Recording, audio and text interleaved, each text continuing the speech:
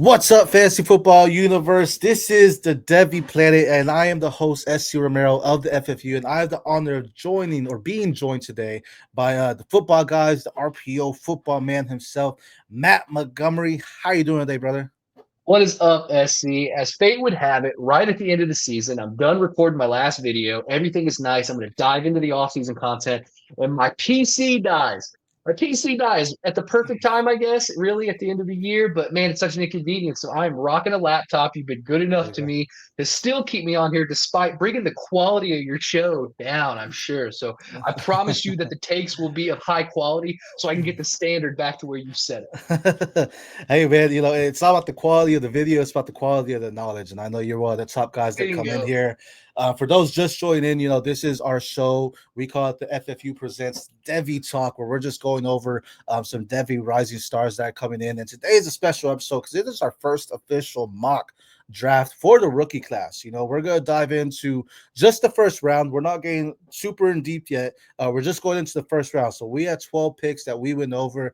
Me and Matt went back and forth as far as picking. So, for example, he had the 101, I had 102, he had 103, I had 104, etc. All the way through the first 12 picks of your rookie drafts on who we are taking right now. Now, things are likely to change. Football is an ever-changing sport, whether they're trying to protect the players themselves with just new features with helmets and things of that nature. Also, the combine. The combine could drop or rise some people's stocks. So these players that we have, we call it a mock because just because we have them here right now doesn't necessarily mean when it comes time to do our rookie drafts after the draft, which is what, April, I do believe. I think it pushed back actually. It might be like early May. I don't know.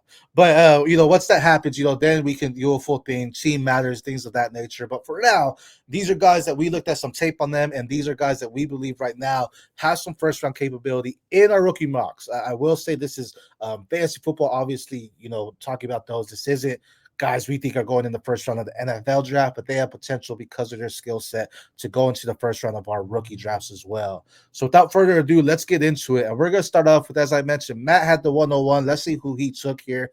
He is going with none other than Boise State running back Ashton Gency. So, Matt, take away the floor. Why is Ashton Gency your 101?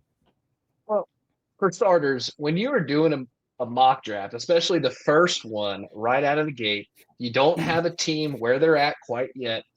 You got to look at the tail of the tape. And Ashton Genty, by far, was the best player in college football. And I know, yeah, he played in the Mountain West. And yes, this, yes, that. I get that. Okay.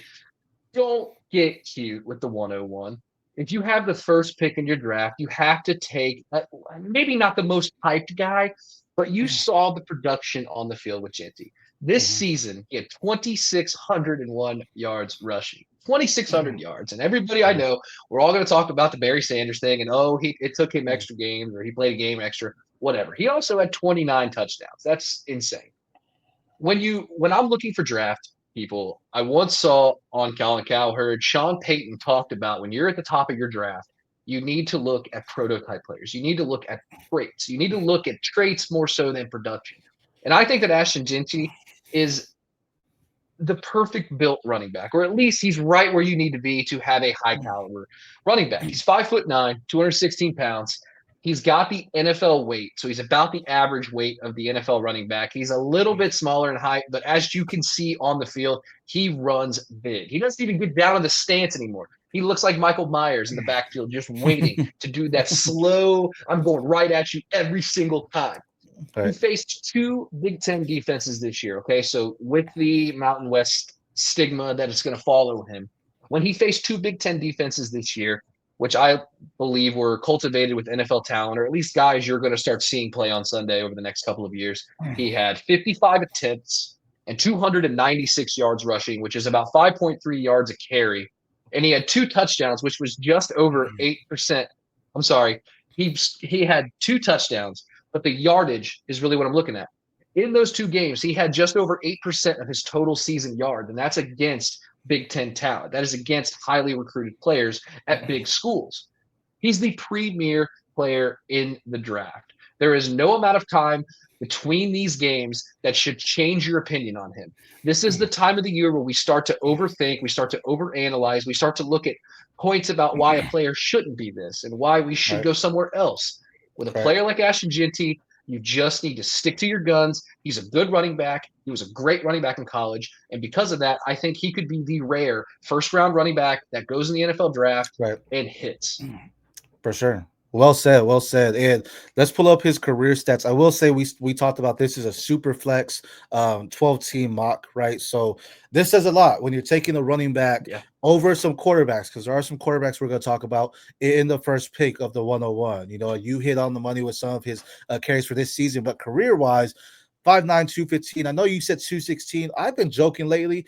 I don't really know their official height and weight until the combine when they get measured, right? Because you see some high school athletes, you see some college athletes, they're 6'2", 6'3", and then you go to a combine and they're 6'1". So, you know, what that's take that shakily, but it's estimated to be around there. 6.4 yards per carry, 4,778 rushing yards, 119 yards per game, 50 touchdowns, 10 fumbles, 9 fumbles lost. And this, again, this is for career. 80 receptions on 100 targets for 862 yards and 6 touchdowns. So as you mentioned, everything about him, just that prototype type of athlete. The Mountain West type of competition, I think that can affect certain scenarios. I think he will be a workhorse. A lot of things that really stood out to me for the amount of carries that he was getting. He's getting 20, 25 plus carries per game. And will that translate over to the NFL? It's very hard to see because we see a lot of NFL teams going towards a committee. Granted, there's still your upper echelon running backs that do get the bulk load. But I mean, even Derrick Henry started choosing, a lot of things from Justice Hill. At least we saw in the playoffs, we saw a lot of Justice Hill come in as well. So there are certain situations where it's like, if Gentry doesn't necessarily get that bulk of carries, does that affect his game at that next level? I do believe right now consensus is 101, so I'm not mad at this at all. For me, it comes to a point where these players are so hyped that maybe you could look into trading and getting a king's ransom for it, right? For that 101, because I haven't really tested the waters on where people rank Gentry to like Bijan or maybe even like a Jameer Gibbs. Those are Right. two guys where I would take over, and because they have that pro experience already, where I trust their capabilities at that next level next season more so than Gentry. So potentially you could trade 101 to get Bijan and give straight up, and I'd be okay with that, knowing hey, it's Gentry there. Now, of course, if you need quarterback, maybe you don't want to do that because you know you can lock in that guy. But I think that's a comfortability there. But I agree. I think a lot of people do have Gentry as the 101. In majority of my drafts, I believe he's going to be the 101. So I think that's where it's at. I have the 101, and I do plan to take Gentry there because I actually do need a running back. My running back's Najee Harris, and I need another one. So no, I absolutely love that. Is there anything that concerns you about him?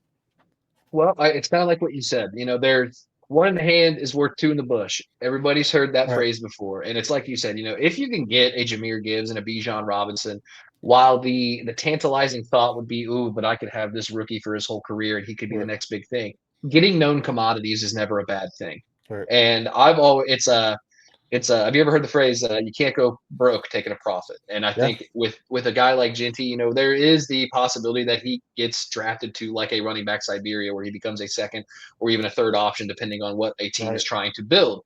right, That being said, I think if he is a first round running back, it won't be as a depth piece. He right, will be drafted by somebody that is creating a running back, maybe like a Steelers. Let's face it.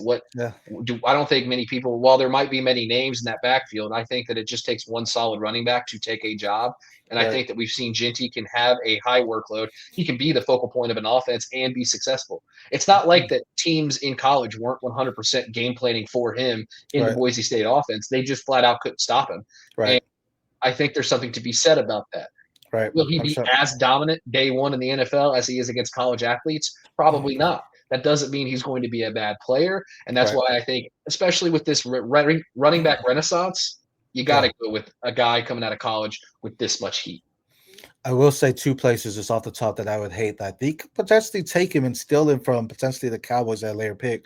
If he goes to like New England or Chicago, I don't know how much I would love those spots. Yeah. Granted, they can use a running back, but at the same time, it's like I don't know how I Yeah. feel about Gentry being their guy there. But time will tell. 101, great pick there. Let's move on to the 102, and I had that pick, so let's see who I chose. None other than Tetaro Tet McMillan. That's gonna be your wide receiver out of Arizona State. I think right now he is for majority of consensus wide receiver one. So I think that's where his value goes. Again, we haven't gotten to the quarterbacks. I do want to say this was a super flex, but that's how dominant these guys are and what we can see them doing at that next level. When it comes to McMillan, he has your prototypical size. When I pull up his career stats here, 6'5", 215, 213 receptions, 349 targets. He had a 61.3 catch percentage when targeted, 3,423 yards and 26 touchdowns. This guy was just effective. He could win those matchups. A lot of people have comped into like a Mike Evans. I do think Mike Evans is a little bit more dominant when it comes to the catches. Chet uses his length a lot. I mean, you see him right now. He's reaching for the stars, right? So he uses that length a lot to go out there and get the ball. One thing I have against him is that separation. I don't see a lot of separation in him. So that could be something where against more physical defensive backs that he kind of struggles with their game in his face and getting kind of gritty against him. But other than that, I think this is a home run hitter for you. Again, depending on where he goes, it could be somewhere where he goes immediately and becomes an alpha for his team. But what are your thoughts on Ted? I think Tet is exactly what you're looking for when you're talking about prototype players and you're talking about traits. Getting a big body receiver who is going to have to be physical at the point of the catch. That's a type of receiver that you can build around with a young quarterback, or you can throw into an already established passing game. Right. 6'5", 215 pounds. I mean, that is just a physically imposing force across from the Right. corner. So while I do agree with you, if he does get a little bit of, maybe he has some separation problems, and if he gets jammed at the line, that could potentially affect the deep threat. I don't think it's going to affect target volume. Yeah. When you got a guy like him, specifically in the red zone, he's got to be at least your first or second option, right? Yeah. Depending on who you have there. So, yeah, a big target in the red zone. I can see the Mike Evans comps. I think those are lazy comp because I agree with you. I think Mike Evans is one of those, one of those generational type talents. I know we throw that word around quite a bit, but I think Yeah. true to his name, Mike Evans is almost like a Larry Fitzgerald of this current era where he's just going to consistently be a dominant number one receiver. And while Tet may turn into that, I think having an expectation to come in and immediately have, 13 straight 1,000-yard seasons or whatever it Yeah. is with Evans, I Right. think that's a little bit of a stretch.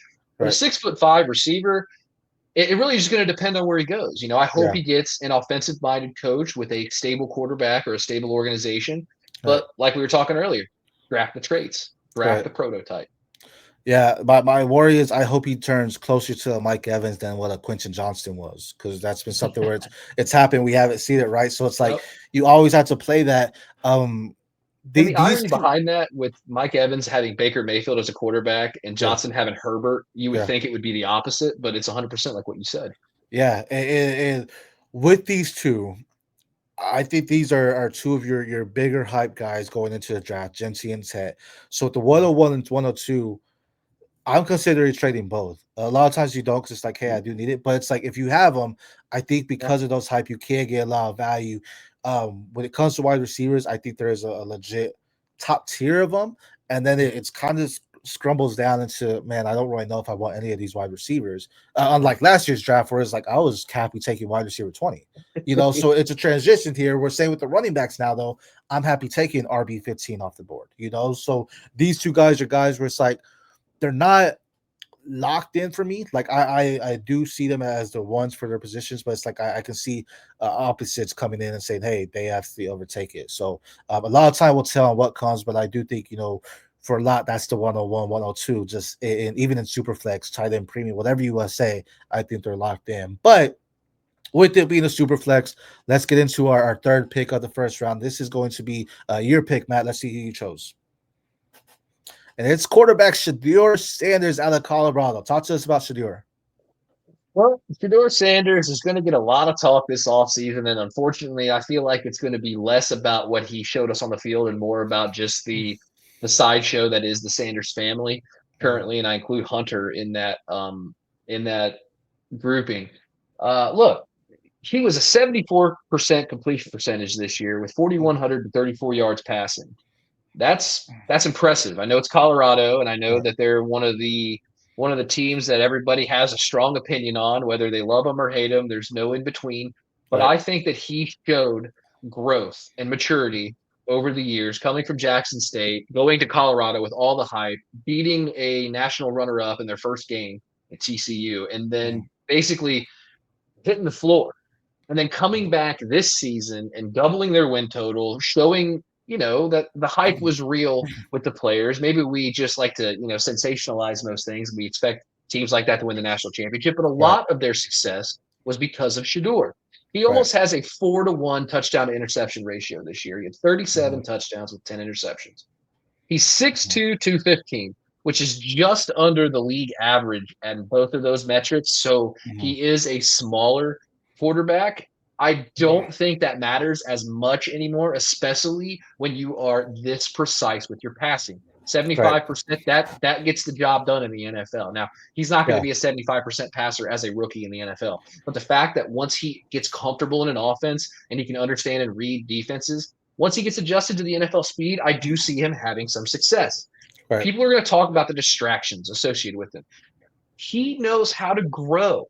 He has shown us an ability to take things that were maybe not strengths in his game and Mhm. work on them. He had incremental Mhm. growth in each of his years in college, and it wasn't just because Dion was taking him and taking the Gucci bags right to Right. Colorado. I mean, Right. you're not just going to go on a team and immediately be better. You have to Right. put in the work.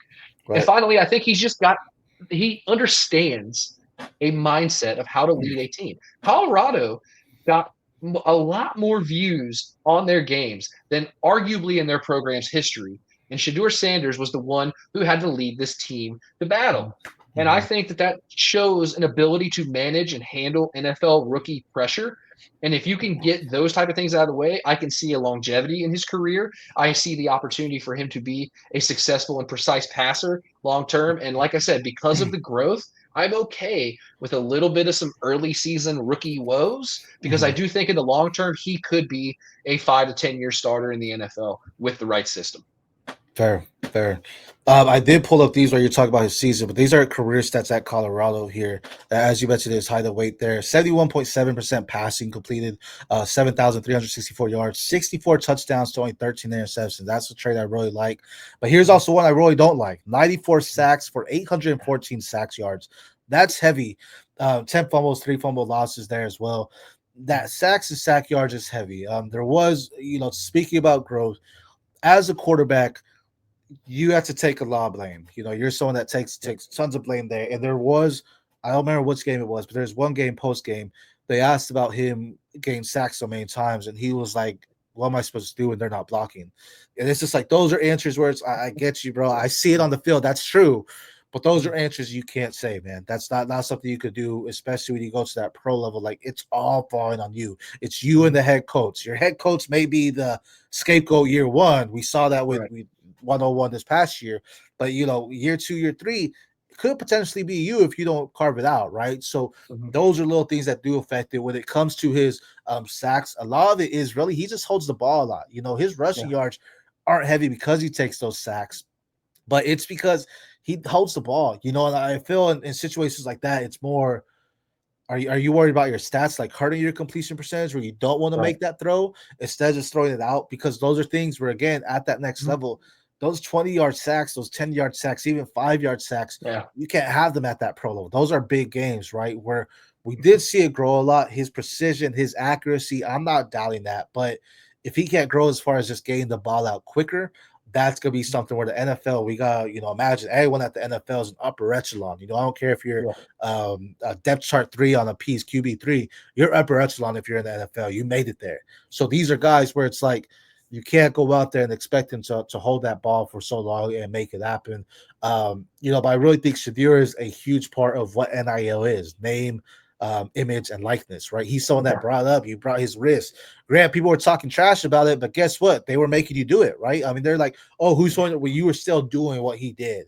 So he's doing something right as far as the publicity and understanding that fame aspect, if you will. So I think Well, I he, think he's true to his name. I mean, yeah, Deion Sanders never once said, "Hey, I don't think I can do it.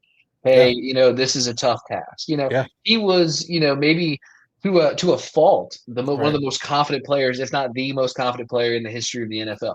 right, And while I do think at times it can be obnoxious and at times it will go the opposite way, kind of like with blaming your offensive line, I do think that the NFL has a way of humbling you And it's not because of, hey, your offensive line didn't block for you. It's more so Right. because, oh, the guys I'm playing against now, these are pros. These are Right. grown men. These are not guys that are going to have stories to tell their grandkids that while they're selling cars, they were a Division I football player. Right. These are dudes that are making generational wealth and Yeah. want to continue to stay on top. But that's where I kind of say, I'm okay with the early rookie woes because I agree with Yeah. you. I can see this being a disaster to start Mhm. and then him being introspective and growing into it like, oh, I'm not Right. that guy anymore. In Colorado, I was the biggest man on campus. I might be the most famous person in the state. But Right. in the NFL, you're just a guy until Right. you prove something, until you are a made man. And Right. Dion is not going to be able to help him in the NFL. Yeah. I don't think they're a package deal. I don't necessarily believe all this hype that, Dion's going to go to Dallas. Dallas and suddenly they're going to draft him. Yeah. I don't see that happening. So I do see Shador starting a path on his own. And there's something to be said that's probably the first time in his life Right. he will go away from the family. I think And we'll need that. that's where the humbling and the growth will need to come in. And Right. I'm a believer in his ability to do that. Yeah. I agree. And I think there is a chance where Prime goes to either Las Vegas or Dallas, but Yeah. I think that's a chance where if he goes, he's saying we're drafting my son. Yeah. Do I like that? No, because what you just said, Shador needs to shine by himself. Right now, he Yeah. has been coached by his dad through his career. I mean, his dad's been his coach every step of his way. Mhm. Where this could be it, like, bro, this is on you now. But granted, your dad can be argued as one of the GOAT players of all time, right? You talk about Yeah. generation, we could talk about Prime and what he did on the field. So this is your time to say, hey, did you really learn from him, or was he holding your hand the whole way? Because now it's time for us to see. So I do like that aspect of it. Speaking of it, let's go on to our 104. Who did I choose here at 104? That's gonna be the other quarterback, Cam Ward. I do believe both of these are QB1, QB2, 1A, 1B, depending on where you're looking. Speaking about growth, this is someone that I feel has fought from nothing. He's worked his whole way. I mean, and really, him and Shador have been neck and neck as far as competing. And Shador's always been the upper one, just as far as publicity and exposure. But Cam Ward has silently been doing that. And granted, he got to Miami this year, had a fantastic year, had a fallout, something they both have similar traits in, and they did great to start. And then that fallout came around. Cam Ward has some arm strength. I think he has the precision. I think he has the willingness to learn, and he has a determination. One thing, there's an interview, not an interview, but like a conversation between him and Shador. Mhm. And Shador said, "Who do you think out of us two gets the second big contract? Like, who gets the bigger contract in the second time?" And Cam Ward's talking about was like, "I'll take a pay cut to get my team." And I thought that, and this was at a younger time. This was, before the season. Yeah. It's like, I feel that's a great answer that you want to hear. So if he's doing that in the interview, stuff we're not hearing in some situations is the interview process that can affect a lot. I feel that mentality can get a lot of players or a lot of coaches to shift on Cam Ward to say, this is a guy I feel I can build around if he goes out there and shows us he can do it as well, right? But as far as the stats, 6'2", 223 pounds. So he is a bigger guy. 66% passing completed, 11,288 yards, 87 touchdowns, and 23 interceptions. So a little bit more than Shador on both. 107 sacks, for 675 sack yards, 22 fumbles, and 13 fumbles for losses. So really, their trait that stands out is their sacks and their fumbles, so that ball security becomes an issue. His a little bit more like Cam Ward. The thing is, he's not afraid to take a shot deep. I mean, Shador too, but like Cam Ward's gonna chunk it wherever he can. He's not afraid to make that throw. He's not necessarily looking to throw it out of bounds, but he's gonna make sure, hey, if I can get it to my guy, I'm gonna take that shot. Any thoughts on Cam Ward? Yeah, I mean, it's kind of exactly what you said. A lot of what you said, you kind of referenced if afterwards, and I'm a big if guy for Cam Ward also. It was a toss up between the two. I'm with you, 1A, 1B for the two quarterbacks. I'm leaning Shador, and maybe that's because of the media, always him in my face. So maybe it's like a subconscious thing. I don't think Cam Ward is a bad player. He's getting a lot of hype as the off season is starting to, come upon us. We're what, two NFL game or three total NFL games left in the season, and Right. Cam Ward seems to be steadily rising in NFL draft circles. So Yeah. that is a good thing, but it also makes me nervous because teams that draft in the top are usually teams that are either mismanaged or are a few pieces away, not just one piece. So Yeah. Cam Ward, a lot of what I'm thinking with him, the fumbles scare me. Ball security is a big thing. In the NFL, the guys don't get worse. The defense does not get Yeah. any easier. It gets Right. exponentially harder. I think if he gets maybe a bad pick. Maybe he goes to let's say Vegas. Let's say Vegas Mhm. wants to roll the dice with Cam Ward. He goes to Vegas. He's going to be going against the Kansas Cities of the world with Chris Jones. He's going to be going Yeah, against the Denver front four or front seven, really, which yeah, has really started to open our eyes. So that makes me a little nervous with him. But exactly true. what you said, he's going to chuck the ball. So for Right. fantasy purposes, he is going to show he's got a little gunslinger in him. He's a Yeah, bigger dude, and I don't think that's a bad thing, but it also I don't know. I like my quarterbacks to be thick and built, but I almost feel like he leans too far to that side a bit because right, I do think it I don't want to say it hinders his athleticism because he is an yeah, athletic guy. He's a big athlete, but I just don't think you're going to have his quick twitch. And I right, think sometimes in the pocket, you just have to have an ability to go, okay, I got to get out of here. And I just got to right, dip left or I got to go right. You just got to be able to right, make that quick decision. And a lot of times when he's making that decision, it ends up in a fumble. right, Or not a lot of times, but there is a fair amount of times where that decision making process for leaving the pocket or getting out of a muddy situation doesn't hit him fast enough and his right, body can't react as quick out of there. That makes me right. nervous. But I think he has all the traits in the world to be a great quarterback. But Yeah, again, it's like what you did. It's if he yeah. does this, then this can happen, and we'll see. You talk about big quarterbacks. I mean, like a Josh Allen. Like if he comes down and has a Josh Allen trajectory, we're gonna fall in love with him. But you talk about other big quarterbacks like Anthony Richardson has the athleticism, but yet then the accuracy fell through, right? So there's some big guys that can't succeed, but that twitch. I like that Having you me, mentioned that it's not something Cam shines in. It's really just that deep ball placement and that throw that he Mhm. can make because he can chunk it 67 yards. It feels like Right. again, combine we can actually see that firsthand. But those are things that he can do. So, like the Hail Mary plays, hey, I want you in there. But what are you doing to drive your team down? Because if your guys are taken, are you the one to take it down the field? And if so, are you going to have the ball security? Because right now, it really hasn't shown that you do. So it's like, are you going to be able to hold that through with you as well? I do think those two guys are the first two. Surprisingly, those are going to be our only two quarterbacks that we take. But let's see who we have at the 105. This was your pick, and it is actually going to be Colorado, as you mentioned, the Sanders family. Travis Hunter, Colorado. We're going to say wide receiver for this sake. But what are your thoughts on him? Well, maybe the wide receiver, I think in fantasy, he absolutely, regardless of format, should be a top 4 to 5 pick. I think your formats can change a lot of things, but quite frankly, I believe he's the best football player in the draft. 6'1", 185 pounds. So as a wide receiver, I guess you could consider him a bit undersized for the NFL, but he is a dynamic athlete. Mhm. He had 96 catches for 1,258 yards and 15 touchdowns, but he also played, think this is crazy, 113 to 120 snaps a game. That's Mhm. just that's just crazy. Insane. So the durability of him as an athlete is there. The potential problem I could see with a Travis Hunter is 100% just the size. Is he going to be able to take over a game?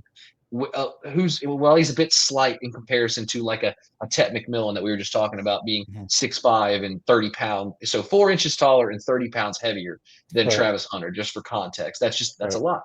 He had over 100 yards receiving in more than half of the games this year. Mhm. And I think as a receiver, he's probably early in the wide receiver 2 to 3 range. But I Mhm. do think the upside athletically is there for more. And I don't know if he's going to split time in the NFL. I mean, we just haven't seen it, so I'm not going to assume it's going to happen. I know Right. he's talking in the media saying, "Hey, if you're taking me, I'm playing both sides." I just don't think your body's going to hold up in the NFL doing that. I Yeah. think if he goes at receiver, he's going to play about 50 to 60 less snaps a game, so he's going to be more fresh as a receiver. I don't think we talk about that a lot with him this year, playing all of those snaps and still having over almost 1,300 yards on almost 100 catches. And if he comes out as Yeah. a corner, I just want to throw in an IDP thing. Don't draft Yeah. him. If he's a corner, don't draft him. Yeah. No, I mean let's talk about that because career-wise, you mentioned on the high weight, 153 receptions, 203 targets. Again, this is just his time at Colorado in the FBS at 75.3 catch percentage when targeted. So I love that trait. 1,979 yards, 20 touchdowns. So that's just his as a wide receiver. But as a defensive back, 58 total tackles, 52 receptions on 93 targets, when he was targeted there for 626 yards. So that's great. So he just had a 56% completion when targeted. So I love that. Excuse me. 7 interceptions, 12 pass breakups, and 6 touchdowns. So that's the this is gonna be the biggest question. It's not when does Gentry get drafted? It's not who's the first quarterback off the board. It's not how many receivers go in the first round. It's not how many running backs go in the first 3. It is what is Travis Hunter entering the draft as? Is he a defensive back? Is he a wide receiver? Is he entering as both? Because think about it. You could say he wants to play both sides. I get it. But at the NFL, you're not playing against kids anymore. You're playing against guys that have a paycheck, right? So you're playing against guys that are, it might hurt the team if he's like, y'all, I'm playing both sides, but now you have a guy that's technically a starter, but he's playing behind him saying, look, bro, like I need to go get mine too. And this isn't just about getting the stats. Like I need to get paid. If I'm not on this team, I'm gonna request a trade so someone can give me an extension. Right, exactly. So I think that's something that it really just popped in my head as we're talking about, where it's like that could definitely affect not only him, but really the locker room. Like in the sense of maybe if they're winning, it's a different story. But if he's taking playing time away from someone else, that let's just say it's a guy that's on a contract year, where it's like, hey, I have to go out there and ball out to get my extension or to get signed somewhere else. But yeah, you have Travis Hunter coming in and he's playing both sides, and now this guy's getting pushed to the side. You know, whether it's defensive back or wide receiver, it's like, bro, you can't take away 2 spots from 2 guys. Like that's gonna hurt somebody in the long run, and that could affect something. Again, if they're winning, it could be different. Like if he goes to a team and they become a Super Bowl team, that's a whole different perspective. Everybody's winning, laughing, having a great time. Right. But if they're losing, I don't know how that plays out. So that's gonna be a big question. I agree with you. If he's initially drafted, if when Roger Goodell comes out, or whoever comes out to draft, Travis Hunter, says defensive back Travis Hunter, that's gonna be a good sign. And granted, he can say it, but yeah, I don't think you drafted. Now I will say, because we know what he's done, at the college level, what percentage for you, and this could just be an estimate because I don't expect you to have right off the top, but what percentage for you would be like offensive snaps you want to see him be a part of? Like, let's say he plays both ways. What is a bare minimum as far as like percentage where like he would have to play at least this amount of snaps on offense for me to consider him taking him on a high rookie first round pick? Got to be 50. It's got to be at least 50. Yeah. I think look, if he's going to do both sides, I was just hypothesizing this while you were talking. So let's say that he's playing, like, I don't care what team he's on, but I assume that if he's getting drafted to play corner and not receiver, or to play both, it's probably going to be on a team that's willing to take a little bit of a risk. So let's say they're playing the Vikings, right? He's going to line up against Justin Jefferson the entire game. And then on the offensive side of the ball, let's say he gets his bell rung by like I don't know, any of the guys on the Vikings defense. Yeah. All right. So he's expected to, after he takes a big hit over the middle as a receiver, to go back out there and then play Justin Jefferson one-on-one. That's where I believe the problem goes in, because it's not like college. You get your bell rung in college, it's usually by a guy that, he's good, but he's not an NFL player. But if you get hit by a professional linebacker and you just get smacked in the middle, and now, hey, by the way, go guard this generational receiver. Good luck. Right. I don't see it working. And I think that's the biggest what if with him. Is if he does play both sides, you have him as a wide receiver, durability then becomes a concern, because we just talked earlier, he's smaller at the position. So he's not going to have that body to absorb huge hits and be able to play 100 snaps a game. If I'm wrong, it would be the most exciting story in the NFL if there was truly a two-way player that was almost like a Khalil Mack as an all-pro, right? Or the only player we've seen with 2-position all-pro. Yeah. It would be amazing to watch. I'm not going to expect it. And if he comes out and is drafted to play wide receiver, I'm in. If he's coming out as a corner, he's going to be a highly successful player there too. If he comes out as both, probably move this back. Honestly, I probably wouldn't take him in the top 4 if he's playing both, just because of those concerns. I'd let somebody else roll the dice, and I'll be happy watching as a fan. And ironically, as you say it too, like thinking about whole time I think about like both ways, it's just gonna be harder in the NFL. But I haven't put into my mindset of what you just said. If he's playing both ways, he's covering Justin Jefferson, and he's going on the option. The Vikings have some good corners. He's playing against them as well. Like it's like, I don't know if you're gonna be able to do it. Like best case scenarios, he's drafted as a wide receiver, and then they use him as a nickel back to just shut him down. Not every single play, stuff like that. But it's like, hey, we can use him. But if he's like, nah, I want to be the top cornerback, top wide receiver, it's gonna be hard. That would be the opposite of what Dion was. Dion was a full-time corner that played some snaps at receiver, and he had a little bit of some return specialty because he was such an athlete.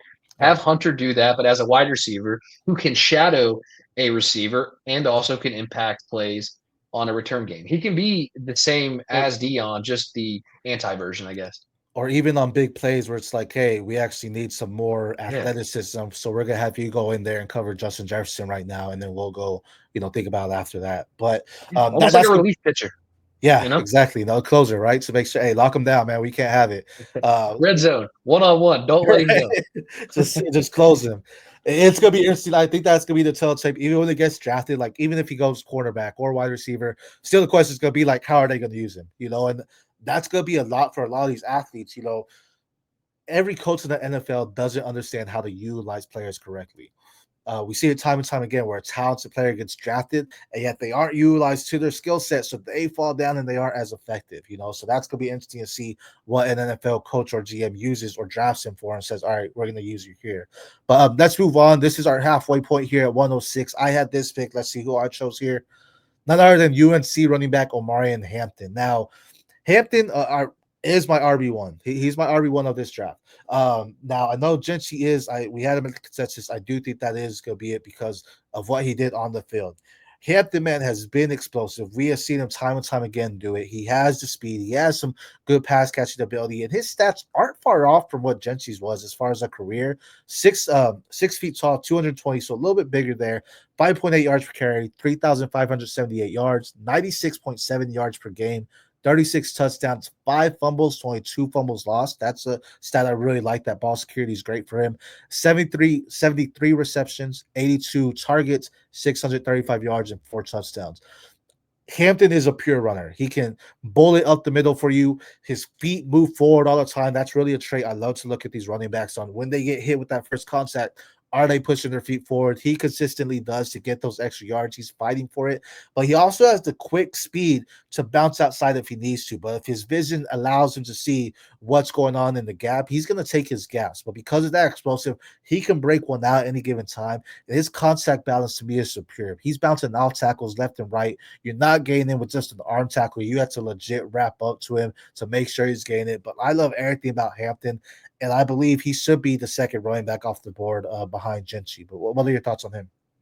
Well, we were talking a little bit before this started, and we were talking about how, the first 4 picks are pretty chalk. Everybody's got, almost a consensus. I mean, things happen. People make picks, but the first 4 are the easy ones. This is where you start to, now you got to kind of think, okay, who has the biggest upside of people who, and I wouldn't say are unknown, but people who maybe didn't get as many eyes on them as some of the top 4 people we've had. And Hampton is he's a good player. He played in the ACC, which maybe 5 to 10 years ago would have been impressive, but unfortunately, the ACC seems to be like the Mountain West with an energy drink. You know what I mean? And I know it's easy to take jabs at that, but when you're playing lower talent, you have to be dominant, and that's why Ashton Genty is the number 1 consensus running back. I mean, it's because he, we all knew he was playing against lower tier talent as far as Division I football, but he absolutely flew off the screen. It was one of the things where it's like, okay, this guy needs to be somewhere else because this is just too easy for him. Hampton averaging almost 100 yards a game in his career,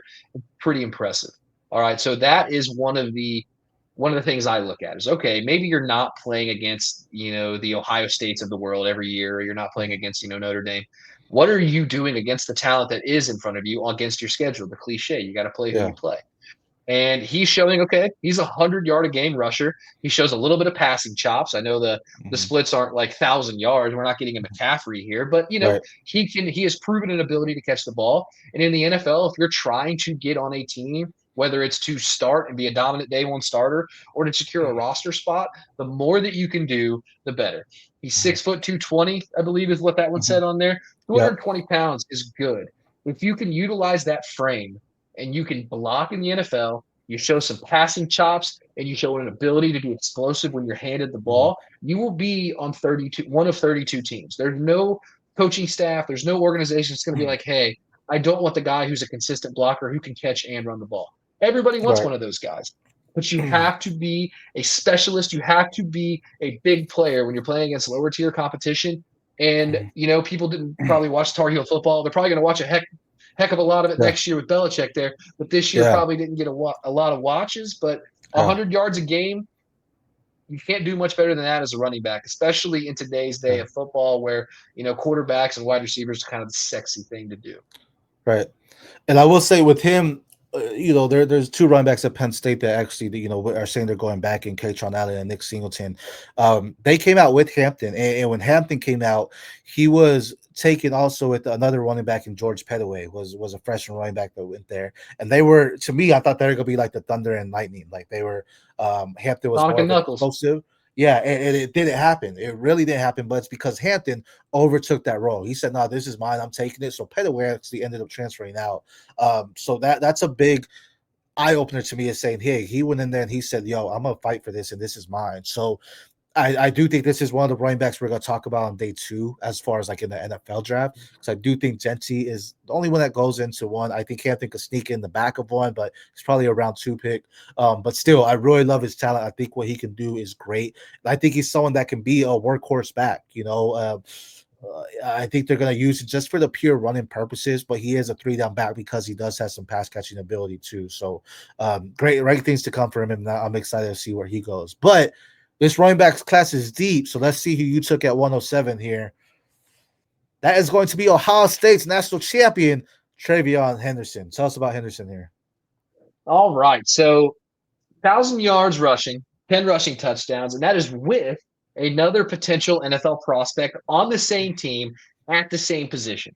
So, look, Ohio State is an NFL factory. We all know that if you are getting touches and snaps at Ohio State, that you are the elite of the elite. Now, we all love, especially Ohio State fans, and I am one of them. The overall criticism of Ohio State fans is that we're too quick to judge, and we are so much about if you do wrong one time because we're Ohio State, you're bad. And I don't think Travion Henderson has ever done anything bad, but the national championship is a great example of Ohio State was so loaded that Quinshon Judkins absolutely took the game over. I mean, he was virtually unguardable. So Travion's not going to get as much shine, as much spotlight today. But I still believe in my heart of hearts that he was the better running back of the two. He's 5'10", 208, so he's right about the league average for height and weight. OSU is a professional team that is disguised as a college team. They have talent everywhere. They're structured with almost Ryan Day with like a GM type mentality where he almost lets Chip Kelly kind of run the offense and he lets the defense do their own thing. So I think that his transition to the NFL will be the least rocky of the running backs, and that includes Genty.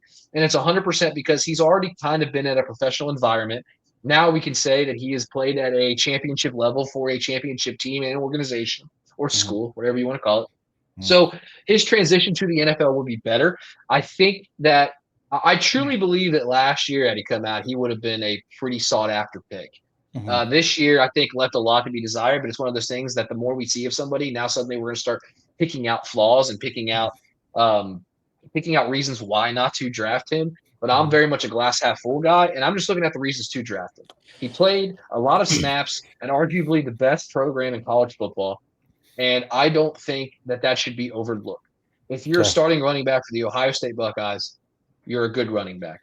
So coming out here, you may not get as much hype, and I think that's okay. That means he may sneak onto a team that is a little bit better of an organization. Nobody's going to try to reach for the second player at Ohio State, the second player, right?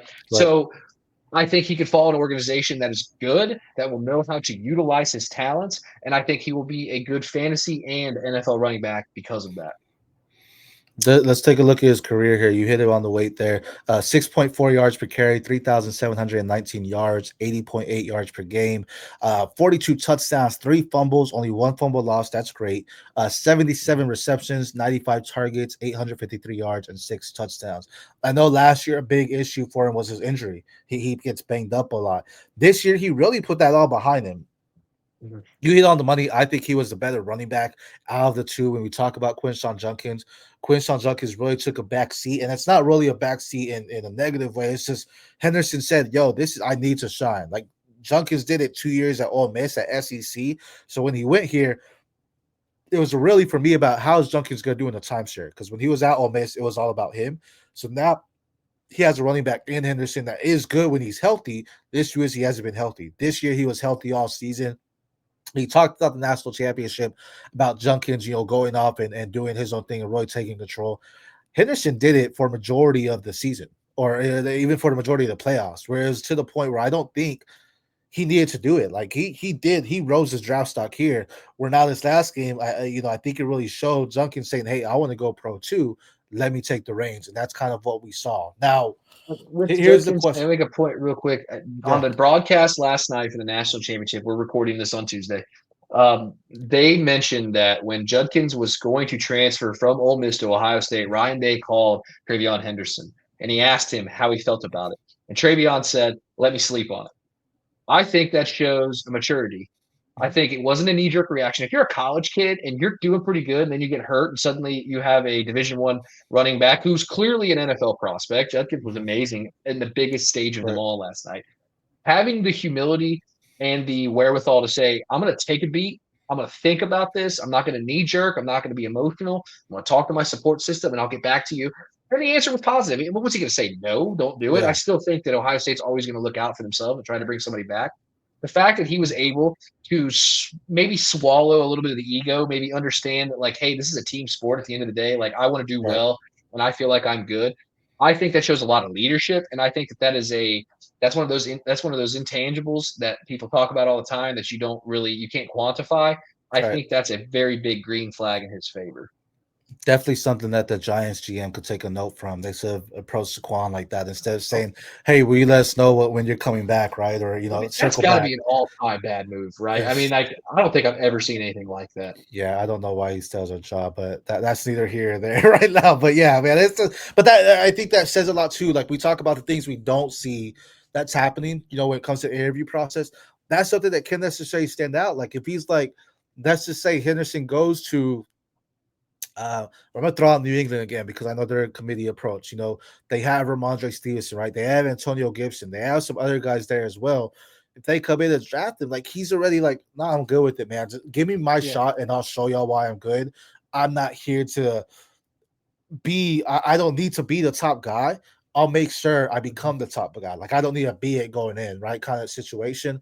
Um Now you did mention, the best RB on the team here. Does it affect you? Because I would say that if Junkins wins, he goes pro. If not, he stays. Now, Junkins could still stay. They have a few days to actually declare. Does that mean anything to you if Junkins ends up going or not? I think it makes the NFL GM decisions harder. Me personally, yeah, I don't usually do my dynasty drafts until after the NFL draft. Yeah, If I were drafting beforehand, and I think you're a psycho if you do, but hey, yeah, kudos to you if you do it. I would probably take Judkins, I guess, because on the biggest stage of them all, he was huge.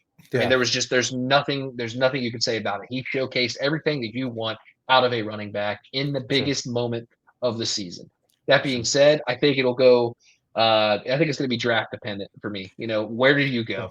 Is the organization stable? Do you have a quality quarterback? I think that right, Henderson has shown an ability to be a leader, and I think not that Judkins hasn't. Okay, I don't know the right, guy, and I you know what I mean. But I do think that I mean, I really liked hearing that about him yeah, basically seeing the opportunity for somebody to take his job, and he yeah, just took it on the chin and still proved I can do double-digit touchdowns and a yeah. 1,000 yards rushing, even with this guy on my neck. I'm still there. Yeah, a lot of times this was a prime situation of less is more. They, in a sense, had less opportunity because they had each other to lean back on, but they ended up doing more as far as that because it's like, hey, I can rest because I know Junkins come here and take a couple downs, and I can go back in and Junkins say, hey, it's not all on me. I can rest because I know Henderson can still move the chains. So that really Right. worked out well for them.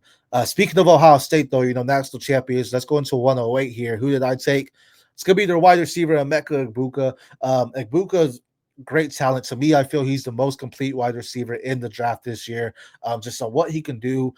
He's really been a back piece, if you will, his whole career at Ohio State, but yet he's been still dominant. I mean, even this year as the senior athlete or the top athlete as far as the veteran, Jeremiah Smith was still the guy, right? You hear more talks about Jeremiah Smith than you do with Emeka Ibuka, but Emeka Ibuka for the career 6'1", 205, 199 receptions on 288 targets or 280, excuse me, 71.1% catching when targeted, 2,804 yards and 24 touchdowns. This guy can just do it all. He's a polished route runner. He's a reliable hands. He can work in the slot. He can work outside. Just again, an all-around complete wide receiver where it comes to a guy I'm still comfortable in taking within that first. Like, honestly, I'm not mad if someone takes him within the 104 to 106 range, if you will, before this even comes out. So, I mean, I think he has that talent, that potential, especially as a potential first-round pick. Like, I know we talked about Hendon and Henderson. I think both those guys can potentially slip into the the 38th or the 31st, 32nd pick. But I think both these guys are going to be guys that we see more so in day 2, where Ibuka can be in the first round. So I think that could definitely push his draft stock up. But I really like what he can do, and I think he could be a great asset for your fantasy team. So what do you think about Ibuka? Well, the craziest stat I think I've seen in quite a while, where Emeka Egbuka is now Ohio State's all-time leading receiver in receiving yards, and he's never been the best receiver on the team. That's Wow. insane. And I think that is overlooked. And I think it goes back to the Henderson mindset. He understands his role. He understands who he is as a player, and it does not matter who's around him, because he knows at the end of the day, team sport, intangibles, all of the cliches that everybody wants to hear. He's a great guy, right? Right. But I mean, I think it says something. Ohio State has had a lot of quality receivers over the years. He leads them in all. Now, it's a longevity stat. I get that. But the fact that he's never truly been the number one option there is baffling to me. And I Yeah. think that shows a willingness to just play the game, let the game come to you, and understand what your assignment is and do it to the best of your abilities. And he's shown an ability to do that. Like you said, Jeremiah Smith, of course, he's grabbing the headlines. Calvin 2.0, and then there Right. was Marvin Harrison. And before Right. Harrison, it was the Garrett Wilsons and the Olaves. I mean, it's just always there was always a reason why he wasn't the best.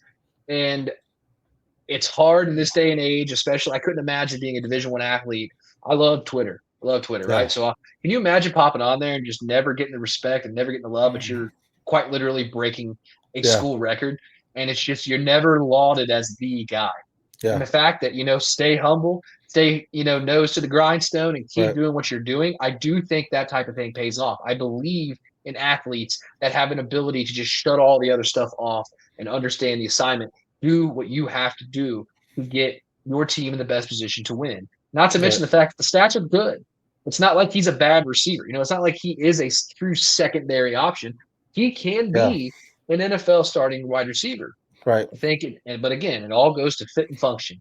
Right. Can he fit in an offensive play caller's, offense? And can he execute what he is supposed to do at a high level at the NFL level? I believe he can. And I think that Ohio State, being the, NFL factory that it is, and him seeing some pros and seeing some high level talent, and then playing against guys like Caleb Downs in practice, that's a lot. I mean, it prepares you for the next level. And him staying that extra year, I think it's a good thing. I think it shows some leadership traits on him. And for him not being the one, for me at a fantasy level, I think he's going to be a consistent 10-point producer. Like, he'll have big games of 20-plus points, but I think he's just going to be a consistent, almost like a Jacoby Myers. Like, Jacoby Myers. I was going Devontae Smith. Okay, yeah, like the just NFL, just someone where it's like, you're not like, they aren't big, right? You're not taking a first round capital, but there's someone that they can help you down the stretch. There's someone that's consistent. You could trust to plug them in as your wide receiver too. So I think there's huge upside with him, especially at this late in the draft. We're getting to these later picks.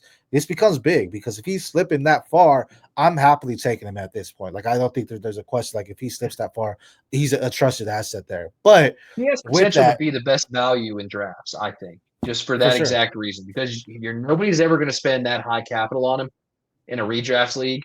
But as a rookie, and those later draft picks and your dart throwing backups in anyway, getting a guy like that, he's gonna produce. Yeah, and I mean, this is where we're saying that the mid round. Right? We just did 105 through 108 here on the picks here. So this goes into when you go on like KTC, key trade cut, that kind of these. This is the late round picks, right? The 2025 late first round picks that we're getting into, starting with the 109. So I bring that up because this is where I took a lot of Brian Thomas Jr. Is there a Brian Thomas Jr. in here? I don't think as far as the talent level, but I'm saying that because there could be a gem here as far as what you're drafting at these picks. So let's start off with the 109. This was you. Let's see who you take. It's going to be Ja'Cory Brooks, wide receiver out of Louisville. Talk to us about Ja'Cory. All right, this is my first one where it could either be, Galaxy Brain, I'm a genius, or hey man, you're kind of a wash. What are you doing? He was 61 catches, 1,000 yards, 9 touchdowns at Louisville this year. He is 6'3", 195 pounds. He is on the high end of the average height in the NFL, and he's about the average weight of most wide receivers. He has a true big playability. He has one of those elite downfield presences. You have to stay in front of him. He will make a big play. He will burn you if you are not paying attention. The problem with him is he a one trick pony? That I don't know, and I don't think you can trust watching a player of his caliber out of Louisville and understand. And that's not a shot at Louisville. We've had players come from the school before and be high level players, but I want to see what he does in an NFL offense. Does he take a Deshaun Jackson role? And Deshaun Jackson, I think, was the best player of that type, who is just go downfield and F it, he's down there somewhere. I'm throwing it right. Yeah, I think jackpot. if that's yeah, exactly. If Ja'Cory Brooks is one of those players, there's value there. But how are teams going to utilize his skill set? Are they going to try to add a little bit of muscle to him? Are they going to try to, is he going to be a short slants type of guy, or is he truly just going to be like a hey fade route every single time? He Right. averaged about 16 yards a catch. That's pretty solid. I mean, we're Yeah. talking downfield. 16 yards. That's impressive. Right. He stands out on the field, especially at Louisville. He just stands out. And if he can improve the other parts of his game that are not the deep ball, I think he could be one of those later round guys, maybe not like Brian Thomas Jr. He seems to be an outlier as far as Yeah. this type of thing. But I think he has the traits to be an elite level talent in the NFL because he has elite downfield playmaking ability. But you got to have more than just one trick in your bag in the NFL. Yeah. People, you might burn one guy one time, but once they have the tape that you've done it once, all the rest of the people in the NFL now know you can do that. So Right. you have to be able to mix up a little bit what you can do. And that's why this pick is a bit risky. And that's why he's a little bit later in the draft as opposed to guys like Tet and guys like Emeka Buka. Yeah. Let's look at his career here. I mean, you've been at 6'3", 195, 118 targets or receptions, 205 targets, 57.6 catching percentage. That's a little eye-opening. 1,909 yards and 19 touchdowns. This is something where, he was a transfer from Alabama, ended up going to Louisville, ended up shining. The one trick pony, you hit on that, of him just stretching the field there. One thing I did notice on this game, like he could get the separation, but he's not having that breakaway speed. Like his twitch isn't there. Like a lot of times he has a good 5-10 yards, but his twitch, once he catches the ball on the stop route, he is able to maneuver around quickly enough so defenders can close in on him really quickly. So he's not necessarily gaining those yards after catch. Granted, Right. if he has the time, he has the footwork to make your guys miss too. So it's not like he's not speedy or twitchy. He's more of a finesse guy, like when it comes to just his footwork and what he can do. So that's something that couldn't translate well. One trick pony. Last one that comes to mind that I'm thinking of is Jalen Hyatt. But again, I feel a lot of that comes down to, are the coaches actually using him to their best of their abilities? Because a lot of times it comes down to, hey, if this is your one trick pony, there should be some plays designed around it to make sure he can make it happen. Because if he is your scorcher, your guy to go downfield and get the deep balls, you need to design a play specifically for him to say, hey, this is it. We're going to make sure all the wide receivers on our field, or receivers, running back, whoever it is, are distracting the guys so you're matched up on a one-on-one matchup and you're going to beat this guy. And the Giants coaching, that's a whole different story. But we brought him up multiple times. But that's something. That's 3 Giants references, brother. Yeah. So you got something you gotta get off the chest, dude. They've been irritating me, man. They've been irritating me. But that's something where it's like, it comes on to coaching. So I do think Brooks is a great talent. I have seen him rise up in some draft talks this year. 109. Again, that's gonna be. I think he could rise into it, because I feel once we get to these later round picks, these are all guys where they could be first round picks, but they could also be guys you can potentially get in your mid second round. And I'm talking about these next guys that we're talking about here, not just Brooks, all these next guys. So this is a guy where it's like, if you like him, take your shot. But at the same time, I think these guys, the combine's going to affect them more than it does the first 8 guys we talk about, right? On what they're doing. So this is one, he could blow it out the park, and we see it at the combine. And the next thing you know, he's a 107 pick, because he has a great pick. So those are situations that can happen there. But no, I like it. I like his talent. I like what he can do. Great footwork. Again, he's not your speedy wide receiver, but if a guy like him has the catchability to get those and to go out there and get it, he does reach for the ball a lot when it comes to the high point. So I do enjoy that. I think that's a trait that you do need as far as moving the chains. So what'd you say, 60 yards per catch? That's a first down every time he touches the ball. So that's something that you can enjoy there. Um, we're going on to 110. We're gonna keep it at the wide receiver here, but let's see who I picked here at 110. That's gonna be Ole Miss wide receiver Trey Harris. Now, Trey Harris is a bigger wide receiver. He's someone that can stretch the field. He has some speed. He really eats in the middle. He can cut up the middle and really get the ball there. Him and Jackson Dart had great chemistry at Ole Miss, and he really shined outside of his injuries that he did have. But for career stats, 6'3", 210. So what'd you say about Brooks, 195? She's, about 15 pounds heavier than Brooks and your average wide receiver. 221 receptions, 335 targets really stands out, 66% catching, 3,570 yards, and 29 touchdowns. He was really the guy at Ole Miss for a while until they brought in some help. But this is a guy that I feel he could be a trusted target. I feel he's someone that can consistently get open down the field, whether you want him to just go on go routes or, again, just eat up the middle and some slant routes as well. But, again, just get him the ball. Because of his physical nature, I feel he's someone that's not going to go down necessarily with first contact. He can absorb that contact, and he can go straight in with the defenders as well. What are your thoughts on Trey Harris? Waffled back and forth on him and Jacory, and it was 100% because I think that Trey Harris has the perfect wide receiver build at 6'3", 210. Yeah. He is just tall enough that you start to sacrifice speed when you start to get a little bit bigger, when you start to get a little bit taller. And he's just the right weight. He's, like you said, 15 pounds heavier. So he has a little bit more durability, but it's not going to be a speed thing where suddenly he's too big and he can't run and he does the dreaded 4.6 40 or whatever, the one Right. that we always start, judging people on. Right. Look, he's catching two out of every three balls thrown his way.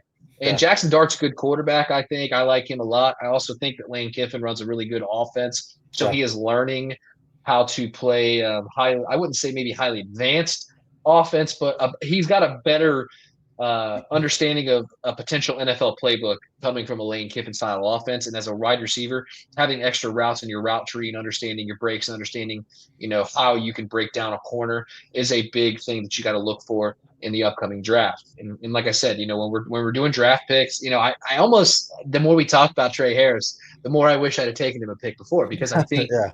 I just think that it's the prototype thing I was talking about earlier. 6'3", 210, that's a big guy. That's a big, Yeah. fast guy. You get any bigger, you start getting into like, okay, can he run? And you get any Yeah. smaller, it's like durability. Can Right. he withstand it? But this is kind of like if you were to do like a Build-A-Bear and, hey, I need my wide receiver template, this would be the one that you would want, that you probably get the most traits out of. Yeah. I love that. We would talk about, I said Brian Thomas. I don't think he has the speed of Brian Thomas to go Right. hit and beat it, but I do think he has the strength to go out there and win those matchups as well. So he's someone I can see have some first round capital. He might slip into day two, but I am excited to see where he goes, because I think he's someone that, as we just went to with Brooks, the combine could hurt him.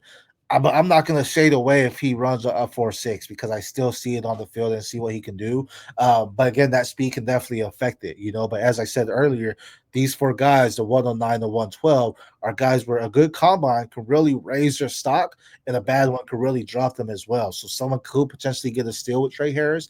The landing spot could play effective to him, but I feel 110 could be early for a lot of people. Where, again, same thing with Brooks. Like, you could potentially get him at 204, 205 in your drafts as well. But for me, I was in love with this guy heading into the season. I absolutely love Trey Harris and what he does. So I think he has the potential of, being one of your top wide receivers in this draft. Before we get into different tiers of, all right, I'm not as comfortable taking these guys. This would probably be one of the last few that I'm still comfortable taking a wide receiver here as well. But speaking of wide receivers, one trait for tight ends specifically is, can they catch the ball, right? It's, are they blocking, are they doing these things, but how effective or athletic are they? So let's see who you took at 111 here. That's going to be Bowling Green tight end Harold Fanion Jr. Let's hear what you have to say about Fanion Jr. Midwest supremacy. That is what I'm all about. You know that, SC. I know you're a West Coast guy, right? Sorry. So you're getting the Midwest bias from me today, but it took everything in me not to just want to throw all my chips in the middle and say, yeah, outside of Ashton Genty, this is my favorite prospect. But the more I'm reading about him, the more that I'm taking in, the more I like this guy.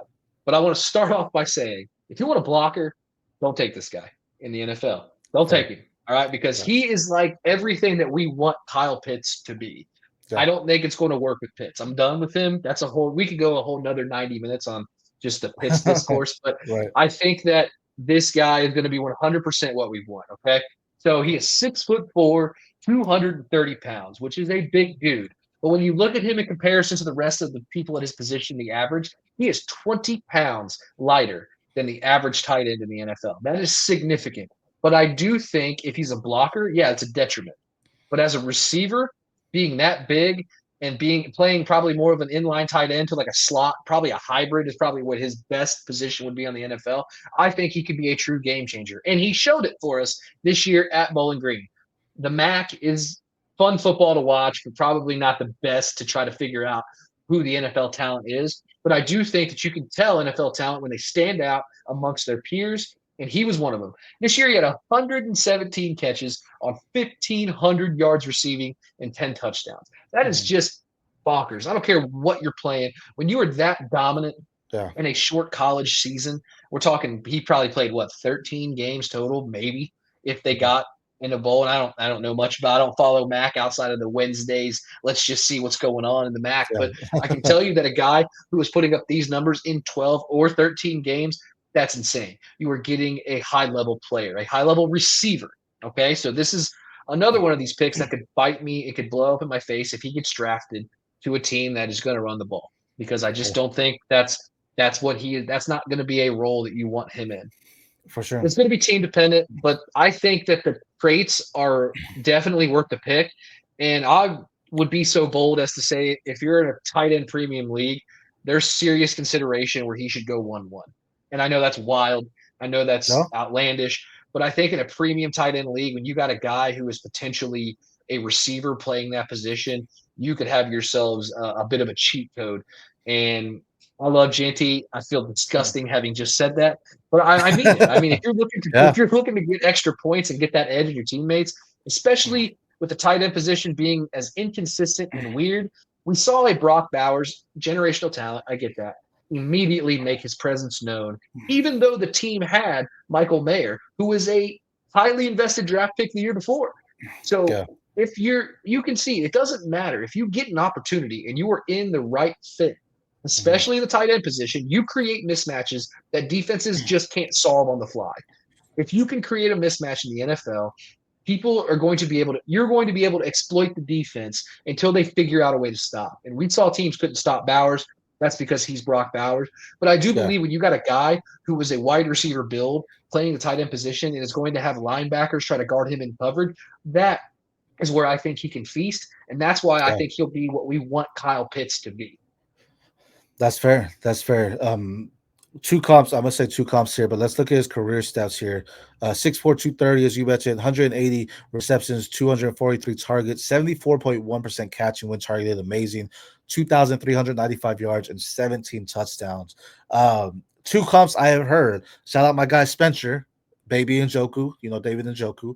And then my guy at Dynasty Dogs, Mike, he actually said Delaney Walker. And when he said that, I actually enjoy that, because I feel Walker was an underrated guy, but when he was on the field and getting the ball, he was a consistent guy down the field. Tennessee used him, and if Walker was still there, he'd be the tight end one in Tennessee over Okonkwo. But again, Walker's past the NFL now, but still great comp there. The downfall for him is you hit it on the money, where the receiving capabilities are what hold him up. Is he someone that could go out there and get those blocks? That's where you have people talk about your Colston Loveland, your Tyler Warrens being the guys. But Phelan Jr. is a potentially fantasy gold mine, in the sense that when we talk about those three, if we're throwing the ball to each three of them, if you're asking me who gets the most yards, I'm going to say Phelan Jr. every time. But if we're saying who's on the field more, it's those other two guys more so, because they're more complete at the tight end in doing that. So that goes into what you're saying as far as team dependent, because think about when you said that, I'm thinking, all right, what teams will I like? Possibly Denver, because I know Sean Payton can get creative, so they can move him around and stuff. That'll be great. To use Cincinnati. Bring him to the Bengals.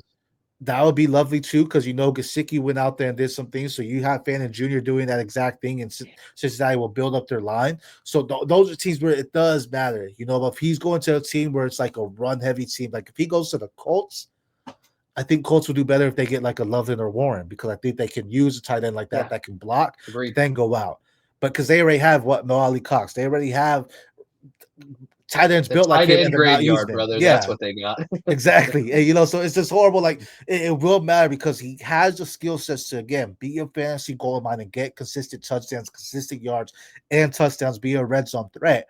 But if a team drafts him and say, "Hey, you're our tight end that we need you on every down to get the blocks," that can hurt him sooner rather than later, because I don't know if he's necessarily going to be able to do that consistently. He'll get one or two here and there, but consistently it's going to hurt him as far as being that receiving threat. But absolutely love the pick. I'm not mad at that. I think a lot of people are high on him. I think he's someone that can do it as well. Those three, as I mentioned, Loveland, Colston Loveland out of Michigan, Tyler Warren out of Penn State, and then you have Harold Fannin Jr. Actually, those are the three guys I think are consensus 1, 1, 2, 3 for tight end position, and they're rotating. You're not going to get a crossword from me if you decide to take Warren. I think that he's probably of those three the one that will have the least likely chance to miss. But I believe Fannin has the highest upside. And when we're drafting rookies in January, I'm looking for the trait. Like I said, I'm looking for what am I going to get? Who can pull the top off the defense? You insert him on a high-powered offense, let's say the Texans can't keep Schultz. Let's say that for whatever reason he's gone. Put him on a Texans team where you got a C.J. Stroud, you got a Nico Collins. Man, you create a lot of mismatches for NFL defenses. So I'm trying to speak it into existence, and he stays in the Ohio area, and we bring him back to my Bengals because we need a little bit of a spark, because there's potential we lose 2 receivers. I think no matter what, though, we lose 1. Yeah, for sure. And that'll be, again, something that I feel that team, that coach understands how to utilize their players. So, I mean, it could be grand. We saw Chase Brown go off. We were talking about Chase Brown prior to it. He had one of his best seasons, So fantastic pick. I absolutely love that pick. And I think that is one of the guys where he can stick into the late first. And we're going to see a lot more, especially come to combine. I mean, he might have the fastest speed out of these tight ends. So that's something where he's going to rise up on it. This other running back, let me just go into my 112 before I go into it. Who did I choose at 112? No surprise, it's a running back, but let's go into it. Who did I choose? Kansas Devin Neal. Now, with Kansas Devin Neal, when he came out as a freshman, when I was watching his tape, I said as a freshman, he is going to be the most underrated back on his class. And I fully believe he is the most underrated back in his class. Why? Because we have Trayvon Henderson, we have Ashton Jenkins, we have Amarian Hamptons, we have Quinshawn Judkins. Some of you still like Ollie Gordon over him out of Oklahoma State, So I get it. The team isn't sexy. They had a losing record. Not sexy. Don't look at the teams doing. Don't even look at his stats. His stats are great, but don't even look at that. Let's look at his career stats here. As I'm saying, don't look at them. I'm going to tell you them anyways. 5'11", 215 pounds, 5.7 yards per carry, 4,343 yards, 88.6 yards per game, 49 touchdowns, 6 fumbles, only 1 for a loss, 77 receptions, 101 targets, 711 yards, and 4 receiving TDs. Ashton Jenkins, man, has superb contact balance. He is someone that doesn't go down on the first hit. He consistently gets in the holes precisely, finds it. He has fantastic vision, and he has some breakaway speed. He is a do-it-all type of back. He can be a 3-down back. He could be a change of pace back. He could be a 1-2 and not even your full time, but he has the size, as you mentioned, kind of that prototypical 5'11", 215 for that. He is everything you want in a running back. This is the guy that I am taking. He is my no matter what. He is my post and note. Devin Neal, no matter what. I'm taking it when I can. Granted, I'm not. When I say that, I'm not saying if I have the 101, I'm taking him. No, when it comes to the no matter what, I'm not saying go ahead and do that, because that's why I said earlier with your Jensies and your Tets. If there are guys like Fannin Jr., Ja'Cory Brooks, even Trey Harris or Devin Neal, guys you're comfortable taking later, get that King's ransom. Build up your capital. Trade that 101 for 109, 112, and maybe a 212. Build that capital. Now you have Ja'Cory Brooks, Devin Neal, and throw someone out. RJ Harvey. That might be a little too early, but just saying, guys, get that capital, go and get him.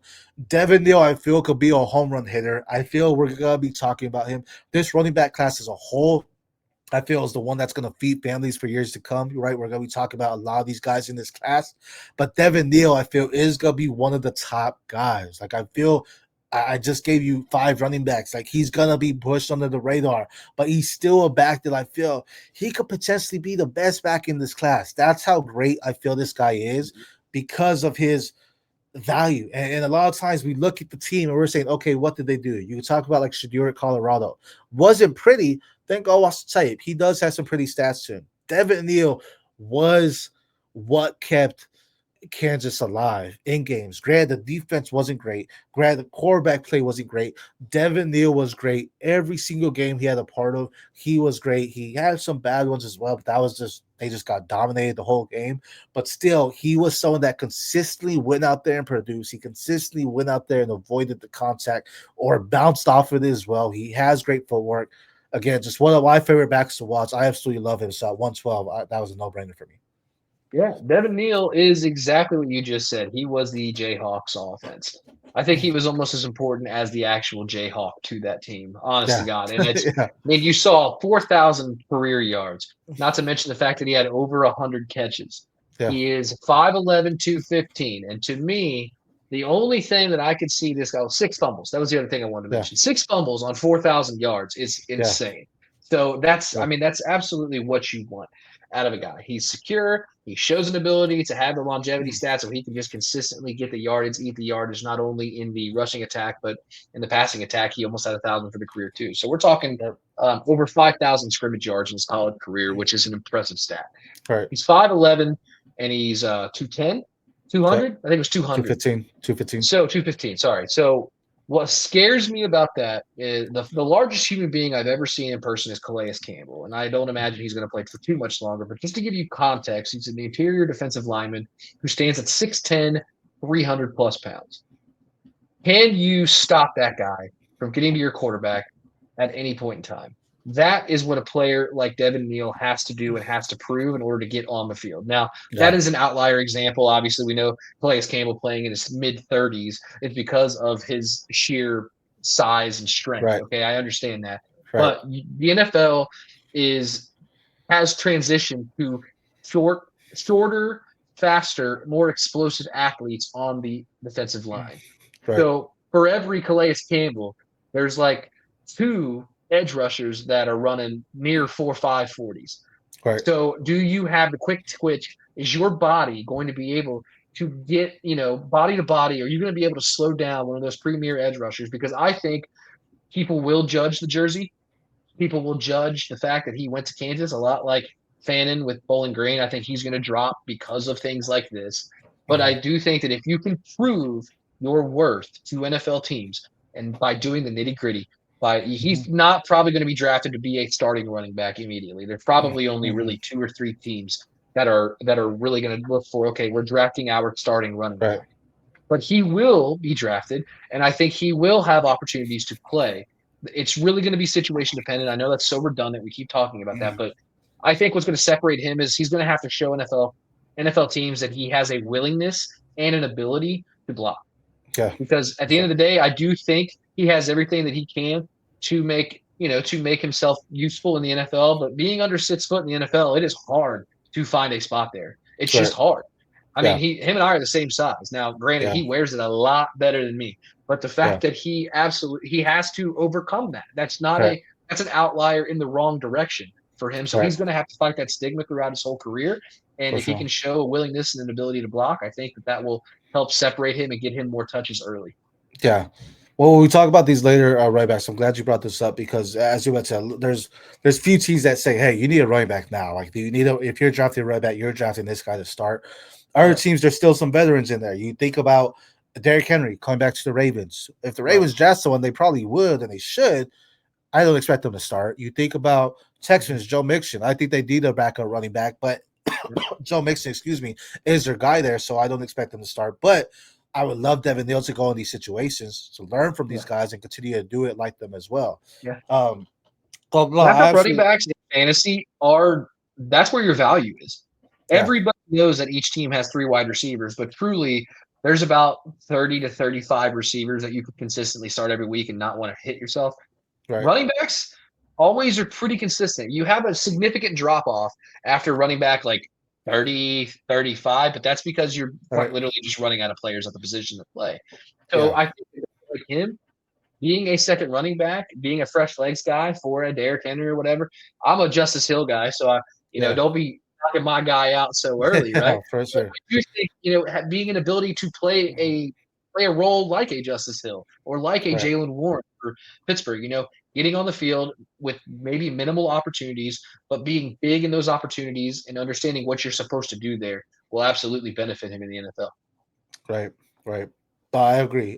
Some of these guys, especially when we talk about these layer guys, it may be you have to go out there and work for it, right? It's competition, right? And if you don't want to go compete, you probably should enter the draft. But no, I'm excited to see where those last 4 guys go, so we can see, what happens. And again, we may end up talking about them earlier in the drafts, come combine, come landing spot. Maybe a team takes a shot on them earlier than we expect, and we're like, oh snap, they're shooting up my draft boards here.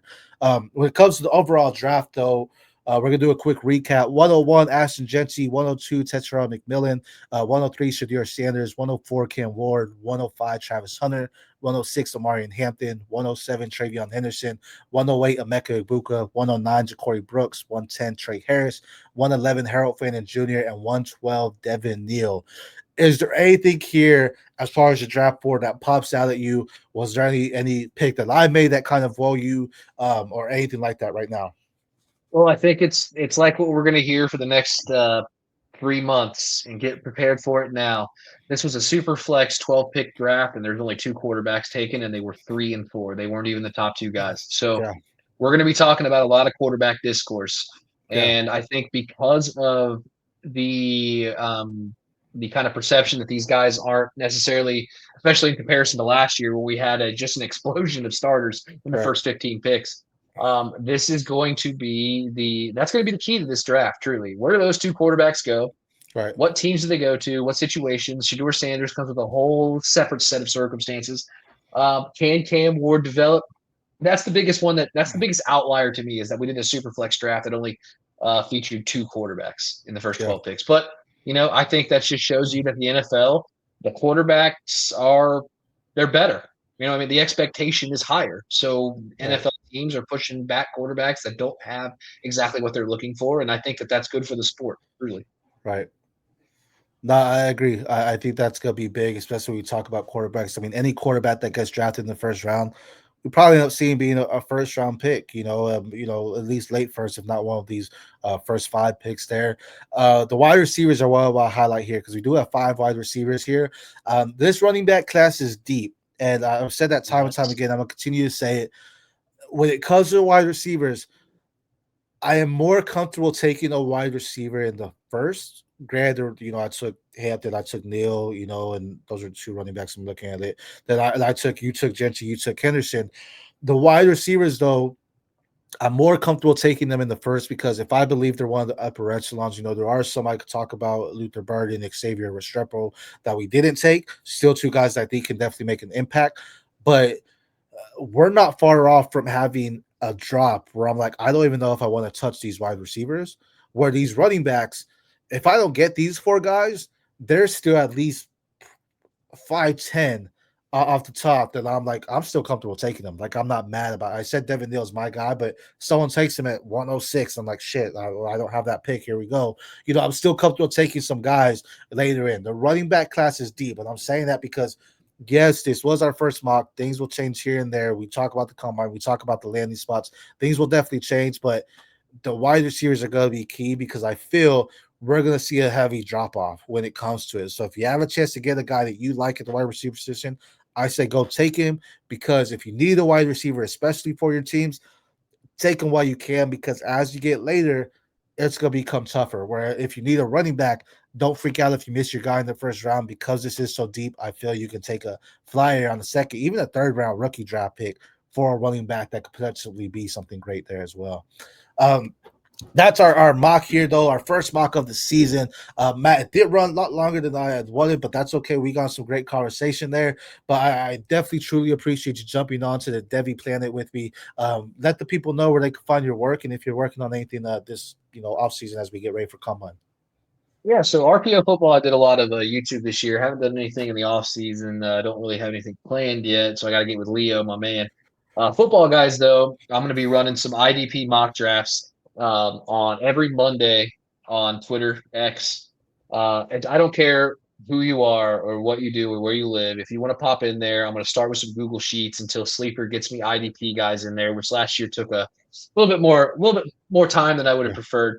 But we're going to be doing some IDP mocks, and it's 100%. We're trying to, at Football Guys, trying to understand ADP a little bit more. We want to help with ADP specifically because it's one of the harder things to find in the fantasy community. So shout out to Joe and the team for coming up with this idea to try to stimulate not only the growth of IDP in the fantasy community, but understanding that, okay, this is draft season. So if we're going to do IDP, we got to figure out where they're getting drafted. We got to figure out who to draft. We got to know, okay, this guy's going in this round and blah, blah, blah. So trying to host those.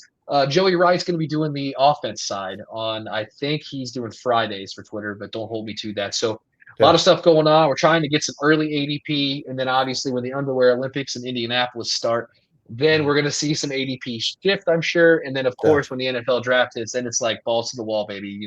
Start understanding what you want to look for. So excited for the off season. I was telling you before the show, you're the first person that really ever did a video with. So shout out to you. I appreciate you bringing me back. It must have gone okay the first time around, right? So thanks again. It's like a yearly tradition where you and I are going to be knocking out some stuff early on, trying to keep this sport 365 days a year. Yeah, bro. No, I mean, I appreciate everything you do for the IDP community. I think that's a growing feature. Sleeper's starting to get a handle of it. I know they even posted something saying who do you want to add as far as rookies, IDP included. So maybe that's a sign. It's like, all right, we're getting their balls turning as far as what they're doing, right? So little baby steps, right? But we're getting there.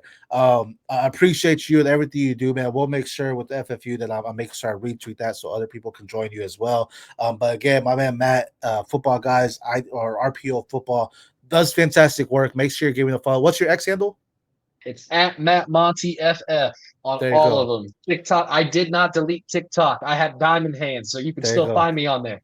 There you go. Beautiful. So at Matt Monty FF, go make sure you give this guy a follow. Fantastic content. He's doing things that you definitely will keep your eye on, especially if you're in those IDP leagues. But as you just saw, he has a great offensive mind as well when we talked about these players. And this is just Devy. So poke his head about, actual NFL prospects as well, or NFL talent. He has a great mind for it. But until next time, for the FFU, I am SC Romero, the Devy Mastermind of the FFU, and we will see y'all later. Peace.